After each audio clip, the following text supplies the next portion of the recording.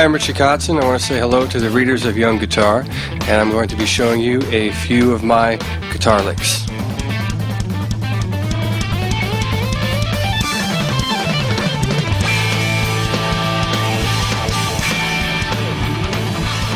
So I've got a new record out called Return of the Motherhead's Family Reunion, and very excited about the record. I had the opportunity to work with some great musicians on drums, Franklin Vanderbilt. I've got Arlen Shirebaum playing Hammond organ and Mellotron clavinet and other various keyboards. I'm singing and playing guitar, and on bass I've got Virgil McCoy.